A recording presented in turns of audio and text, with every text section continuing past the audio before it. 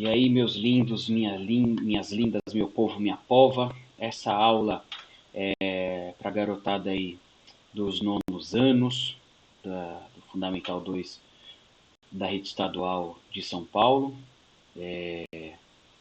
Hoje a nossa aula vai ser sobre ondas. Tá? Então a gente vai estudar a questão da ondulatória, a gente vai entender um pouquinho o que são as ondas e diferenciar ondas mecânicas de ondas eletromagnéticas, ok? São muito importantes no nosso dia a dia. Então, primeiro aí, precisamos entender a questão da ondulatória, o que é uma onda.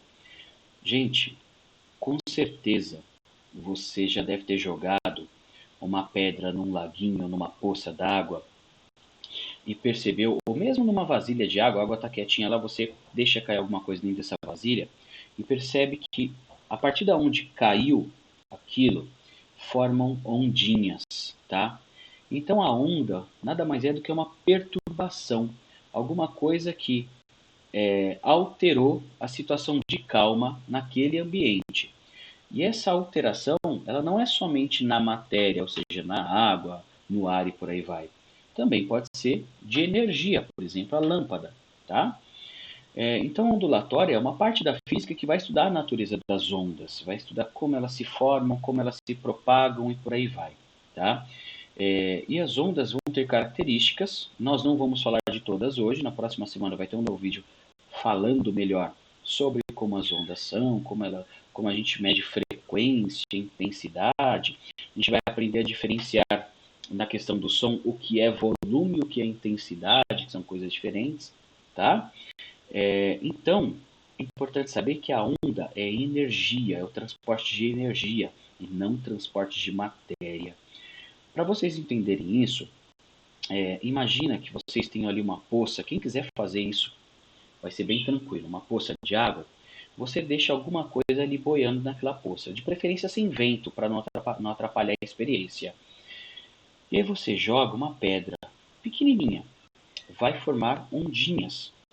E percebam que quando as ondas passam por aquele objeto que está boiando, aquele objeto ele não é carregado junto com a onda, ele sobe e desce, né?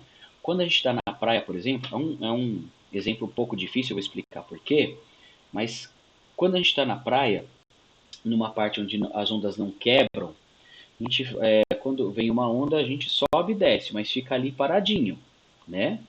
Porque a onda está carregando energia, não está carregando matéria. Ah, professor, mas às vezes eu me movimento. Aí é uma coisa chamada corrente.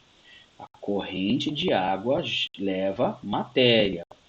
Onda não leva matéria, só causa uma perturbação. Então aquele sobe e desce é onda.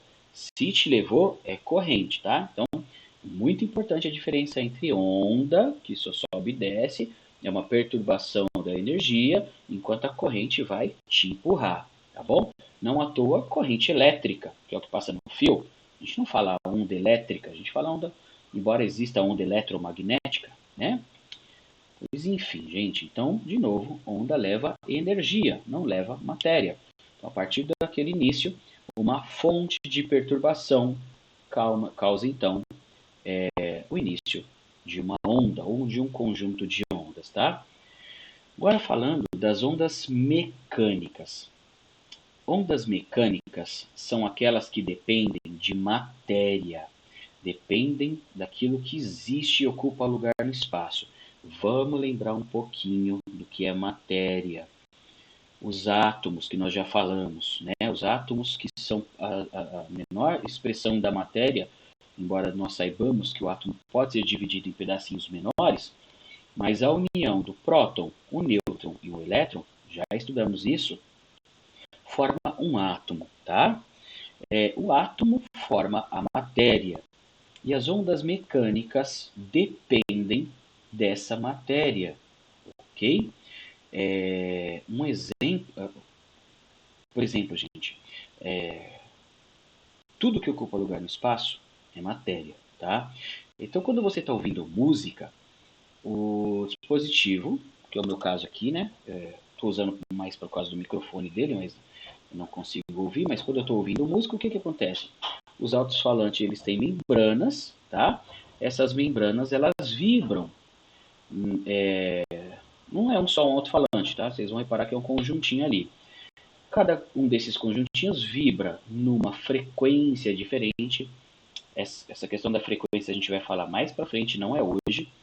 E essas frequências que podem ser mais agudas ou mais graves formam sons que a gente ouve de uma música, por exemplo, tá?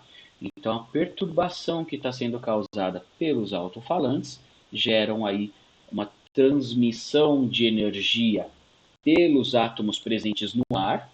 Você respira, então a gente sabe que existem átomos no ar, tá? E essa energia sendo transportada chega até os nossos ouvidos, né? E dentro dos nossos ouvidos nós temos uma pele bem fininha chamada de tímpano.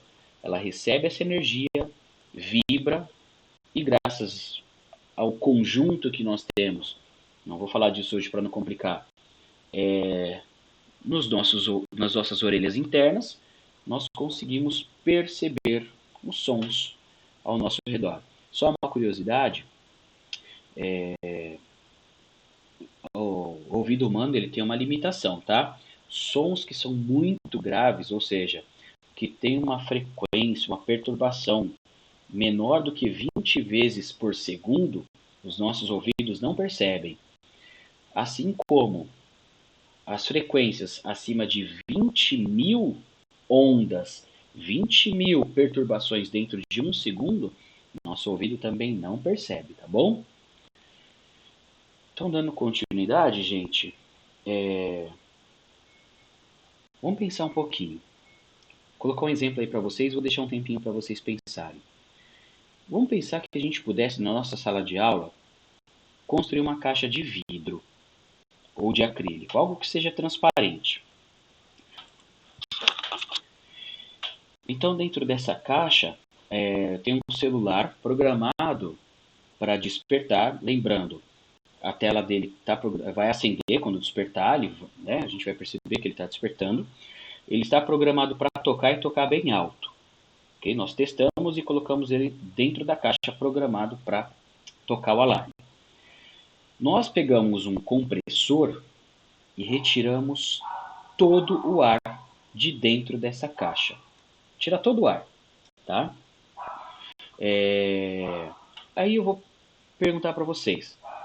Se eu tirar todo o ar, o máximo que eu conseguir de dentro dessa caixa, quando o celular despertar, será que a gente consegue ouvir o som?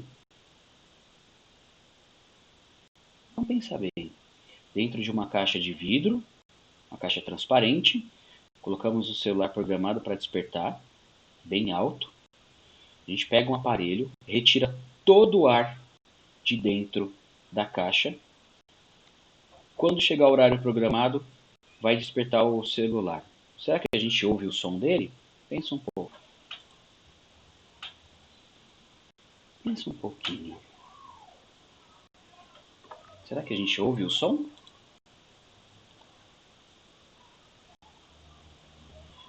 Gente, vocês não ouvirão o som do despertador. Ou se ouvirem, vai ser muito, mas muito baixinho, tá? Por quê? O som é um exemplo de onda mecânica, onda sonora. Onda mecânica depende de matéria. Lembra que eu falei? Se eu retirei o ar da caixa, eu criei uma condição de vácuo. Né? O vácuo significa a ausência da matéria. Tá? Pois bem, né? Então, como o som ele depende da matéria, aquela perturbação gerada pelo alto-falante do celular não vai encontrar os átomos ao redor dele para que possa transmitir aquela energia, aquela perturbação. Se não existe essa perturbação, como é que a gente consegue ouvir o despertador? A gente não vai ouvir, gente. Tá? Nós não vamos ouvir. Só uma curiosidade, quanto mais matéria houver no ambiente, mais fácil é para a onda correr. Portanto, maior a velocidade. Um exemplo bobinho é assim, o som fora da água, ou seja, no ar, ele se movimenta a uma velocidade aproximada ali entre 1.200 a 1.300 quilômetros por hora, tá? Dentro da água, essa velocidade ela é bem maior. Por quê? Porque dentro da água tem mais matéria. Se tem mais matéria, as ondas mecânicas conseguem propagar com mais facilidade, tá bom? Seguindo aqui. Pensando nisso, gente, será que os filmes estão errados? Os filmes que a gente assiste? Por exemplo, Guerra nas Estrelas. Aquelas explosões que acontecem no universo, todas barulhentas. Tá errado. Existe um filme, ele é bem antigo, chamado 2001, Uma Odisseia no Espaço, onde todas as cenas que ocorrem no espaço são substituídas por música clássica. Não existe barulho.